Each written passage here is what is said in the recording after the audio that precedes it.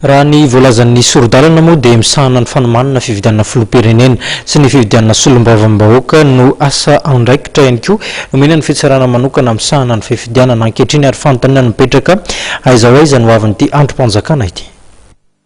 Tsy mbola ravavetrany ny fitsarana manokana misahana ny fividianana izay androm-panjakana najoro tao anatin'ny tetezamento nataony tsara ary namoaka ny voka-pividianana raikitra ny fividianana filoham-pirenena solombavambahoaka. Na dia mivoaka zanefa ny valim-pividianana solombavambahoaka famerenana dia mbola manana 3 volana mikambana ao anatin'ity androm-panjakana ity amaranana ny asa fandiniana ny fitoriana momba ny fividianana araka ny fanazavana ny entin'Andriamatoa Rakotoza François filohan'ny CES. Tsy hoe tapitra amin'ny andro-androany fa ny andraikitra nankinina aminay dia ny fividianana filohan'ny repoblika sy ny fividianana ny solombavambahoaka.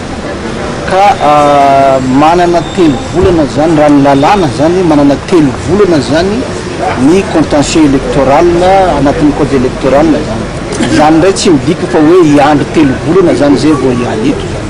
Fa raha vao vita zany ny contentieux dia mijanona zay.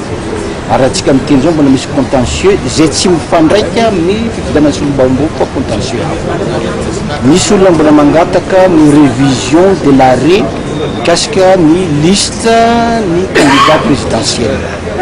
Misy ny candidat nanao fitoriana tany amin'ny cour africaine des droits de l'homme zay vao nahatonga ny taratasy ny requête zany tenay dia zay anaovanay mémoire zany ho alevany mémorandum any amin'ny cour africaine des droits de l'homme. Dia rehefa vita zay iverina kosa ngamba tokony mijanona zay satria zay ny andraikitra nomeny lalànanay zany rehefa vita ny fividianana koa dia mijanona. Arak'izany dia melohan'ny volana Desambra no tapitra tanteraka ny fitoam-piasan'ny fitsarana manokana misahana ny fividianana.